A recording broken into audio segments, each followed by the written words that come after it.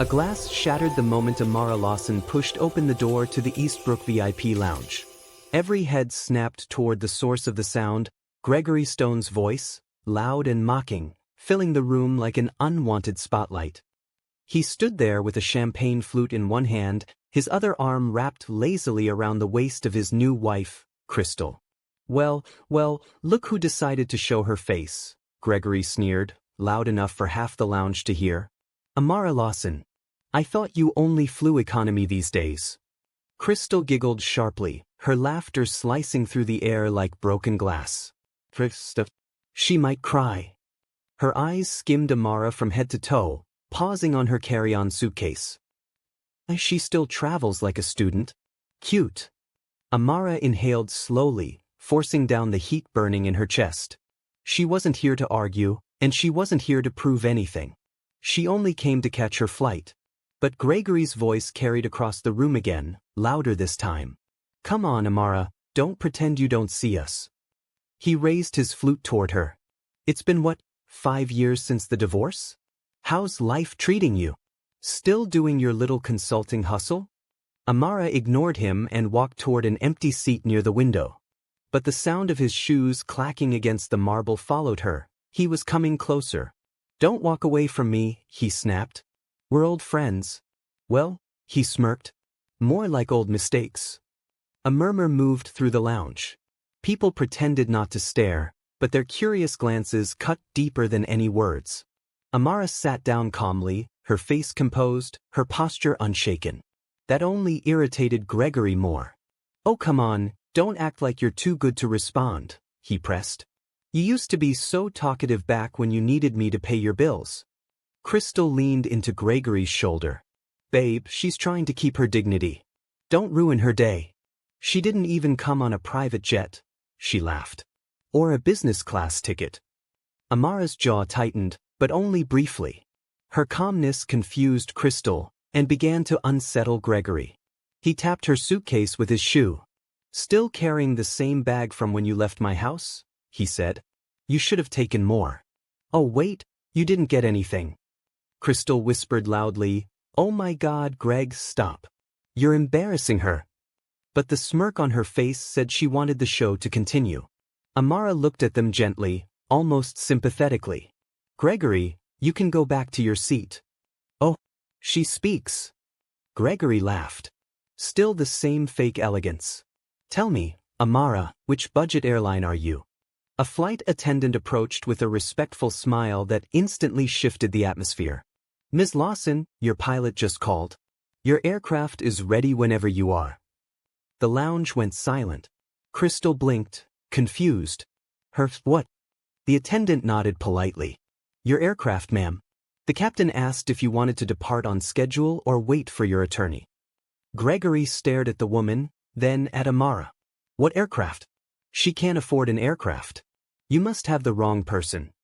There's no mistake, the attendant replied before leaving. Crystal's eyes darted between them. Are we missing something? Gregory scoffed loudly. It's a mix-up. These airlines get confused all the time. But doubt flickered in his eyes. Amara's phone buzzed. She answered with a relaxed tone. Yes, Marcel, I'm at the lounge now. Yes, the board meeting can happen after London. No, don't worry, the acquisition went smoothly. Yes, Ethan just needs to finalize a few more signatures. Gregory took a step back. Crystal whispered, Marcel, as in Marcel Holt? The Marcel Holt. Gregory snapped, Crystal, stop talking. But Crystal continued, panic rising in her voice. Greg, she's speaking to the CEO of Holt Dynamics. That's a multi-billion-dollar firm. Why is she? Amara ended the call, her expression calm, unreadable. Gregory tried to recover his confidence. Who are you trying to impress, Amara? Nobody is buying that act. Nobody? People in the lounge were already whispering. That's Amara Lawson? I've seen her in a business magazine. Isn't she the one who built that international consulting firm? Gregory's face twitched. He raised his voice. Don't lie. You didn't build anything. You left my house with nothing. Crystal stiffened. Greg, why does everyone look like they know her? For a moment, Gregory was the one shrinking.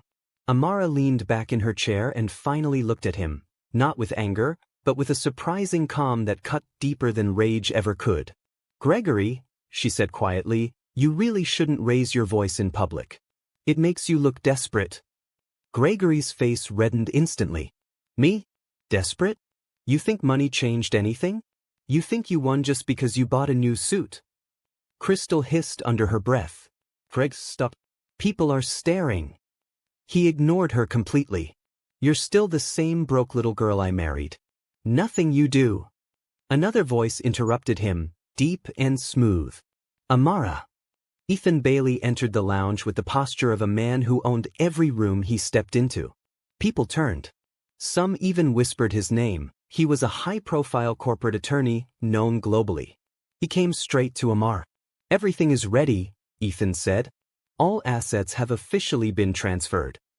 Gregory froze mid-breath. Crystal's mouth parted in shock. Ethan continued calmly. "We can proceed whenever you're ready. The board has already signed off." Gregory stepped forward, confusion twisting his features. "What assets? What board?" Ethan finally looked at him, a single, dismissive glance. "Mr. Stone," he said, "you'll receive formal notice once the investigations conclude. But as of this morning, Ms. Lawson is the new owner of Stone Holdings, Primavist Capital, and North River Technologies." Crystal staggered. Gregory's eyes bulged. "What are you talking about?" Ethan turned back to Amara. "Your acquisition went through at 9 a.m. All 3 companies are under your full control."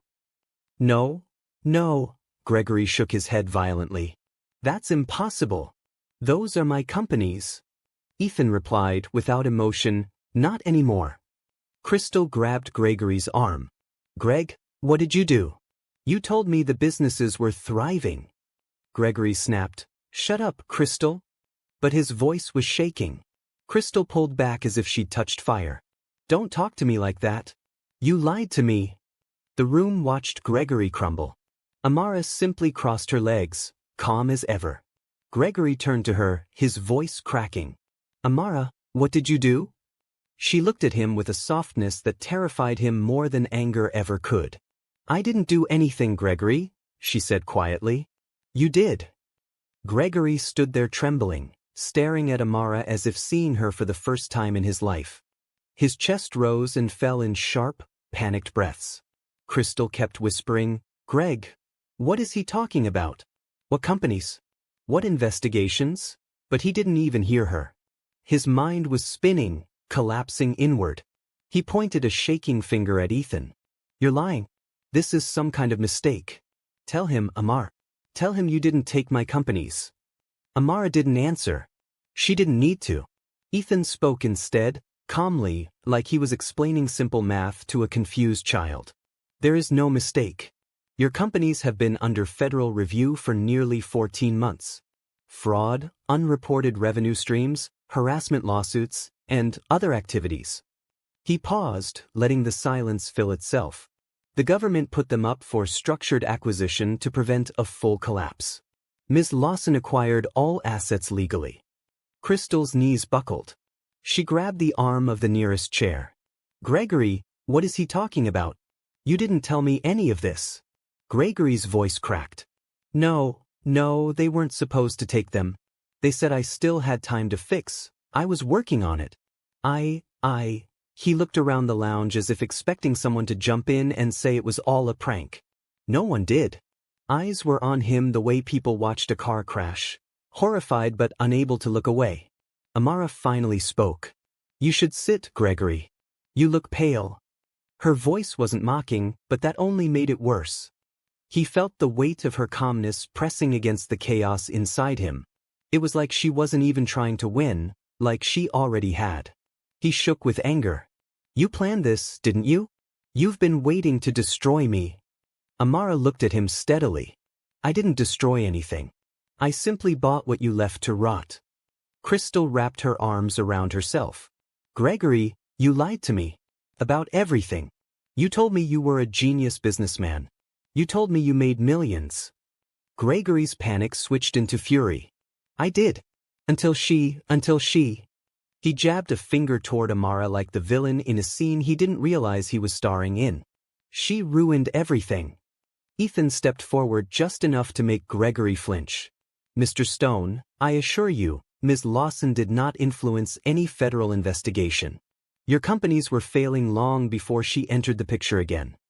Crystal let out a shaky breath. Greg, were those harassment rumors true?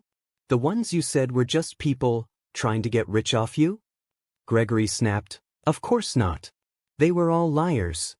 Ethan cut in coolly. 9 plaintiffs. 7 former employees. 2 contractors. All with documented evidence submitted to the courts. Gasps traveled across the lounge. Crystal covered her mouth. Oh my God. You said those women were obsessed. You said they were making things up. Gregory's face contorted. Crystal, stop. You don't understand. This is all exaggerated. It's not exaggerated, Ethan said. And it will all be public tonight. Crystal stiffened. Public? What do you mean public? Ethan flipped open his tablet. A major financial journal is publishing a full expose at midnight. Fraud, mismanagement, harassment, bribery. It will be everywhere by morning. Gregory's heart dropped. You can't let them do that. It's out of my hands, Ethan replied. But Gregory wasn't listening anymore. He turned to Amara again, desperation spilling out of him. Amara, please, tell them to stop. You're the owner now, right? You can shut this down. Just tell them not to publish. Amara tilted her head slightly. So now you believe I'm the owner? Crystal let out a strange laugh, broken, shaky. Gregory, you better tell her the truth. Tell her what you said about her. Tell her how you mocked her every night. Gregory's eyes widened. Crystal, shut up. But Crystal was unraveling too. No, I won't shut up. You lied to me. You told me she was just some washed-up nobody.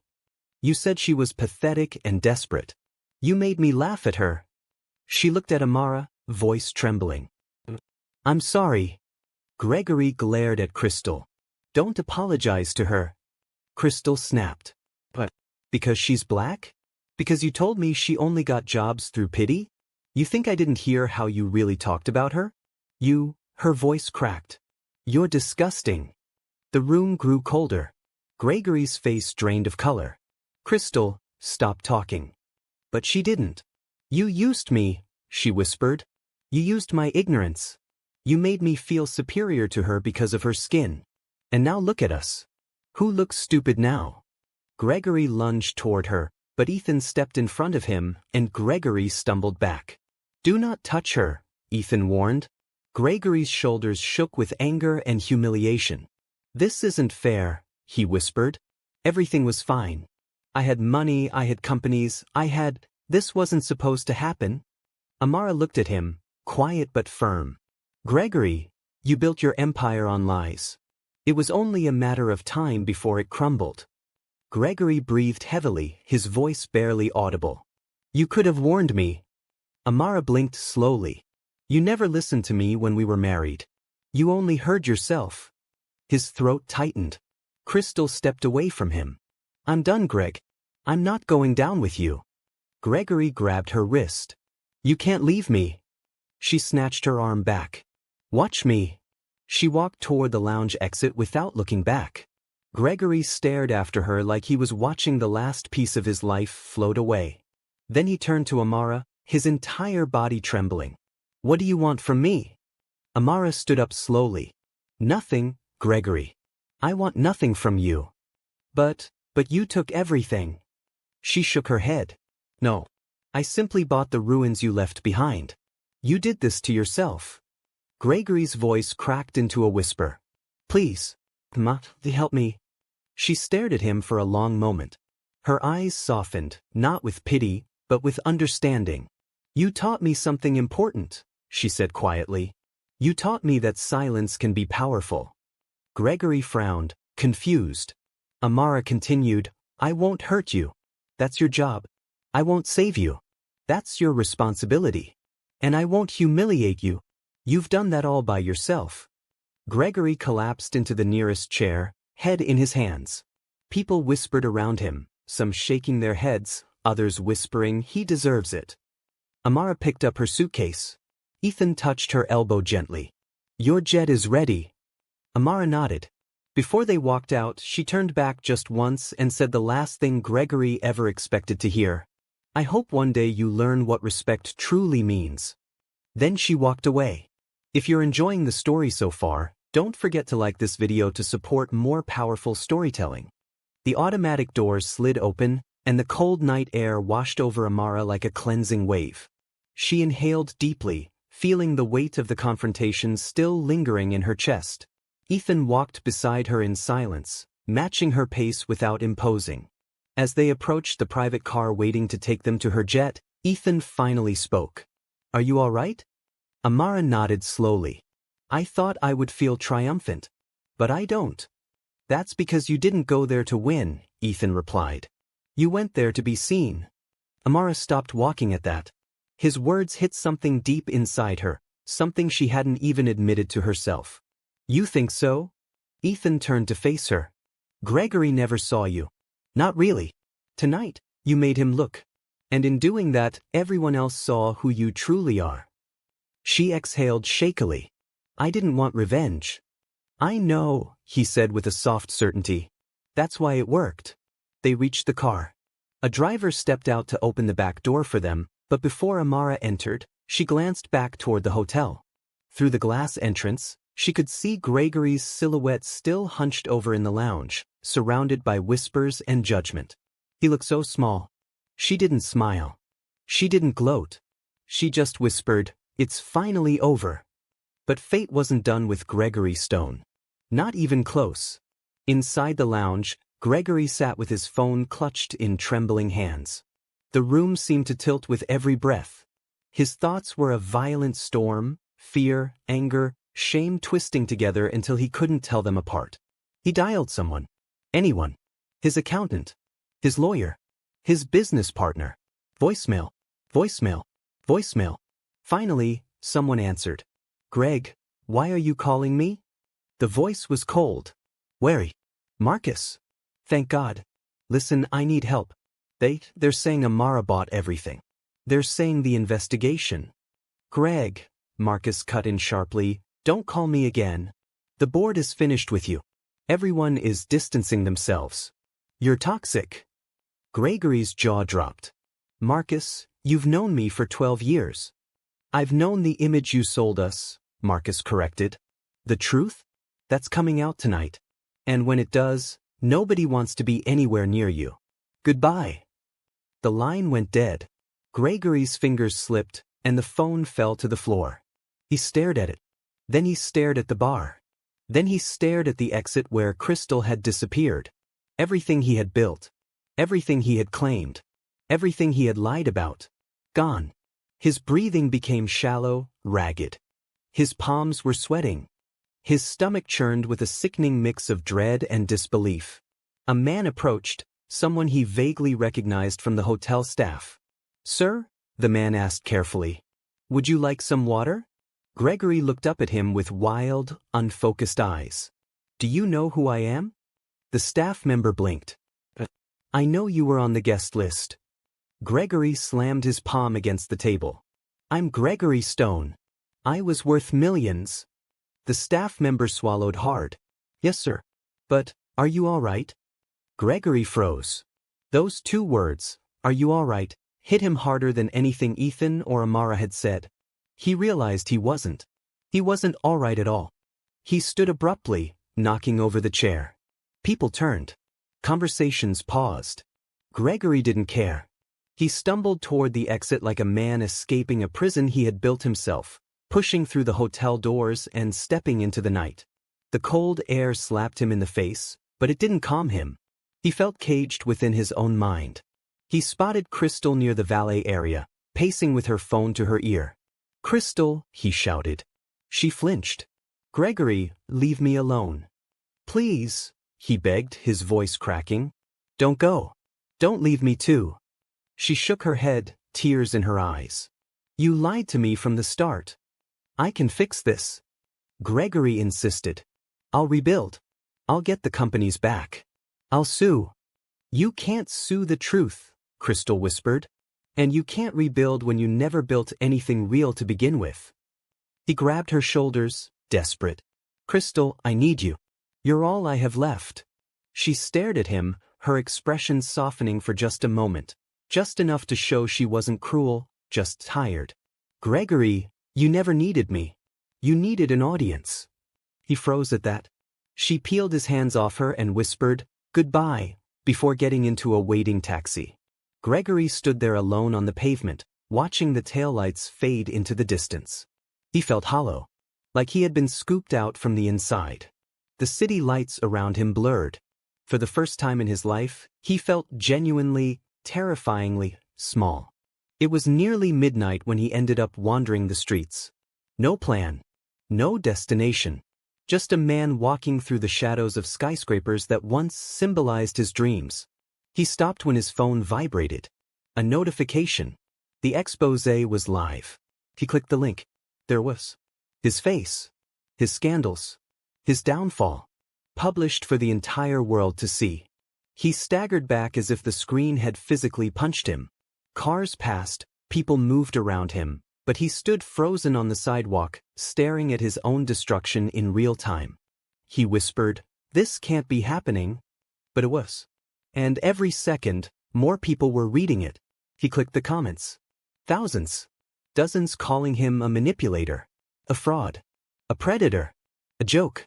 His throat tightened. He couldn't breathe. He didn't notice Ethan watching him from a distance, Ethan having turned back after getting a notification himself, just to make sure Gregory wasn't doing something reckless. He didn't approach. Not yet. He simply observed.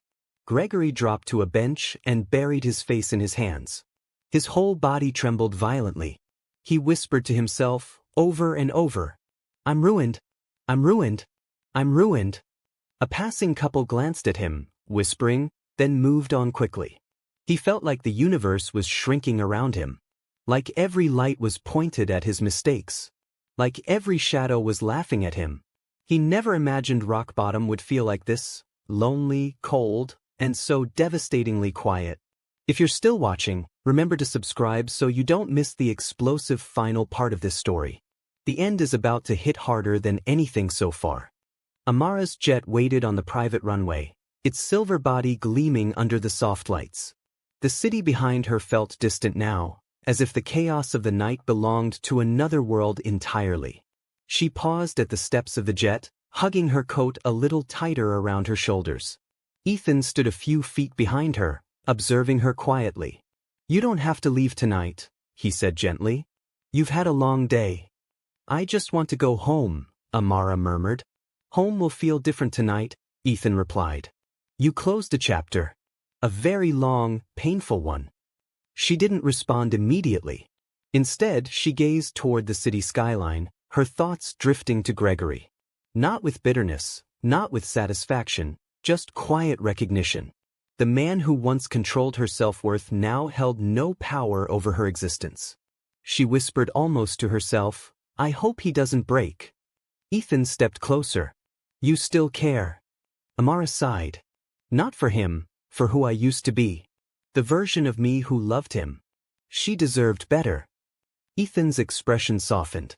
"And you gave her better."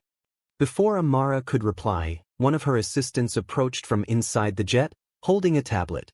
"Ms. Lawson, your Forbes cover has gone live. They published the digital version early." Amara raised a brow. "Already?" The assistant nodded, turning the screen toward her.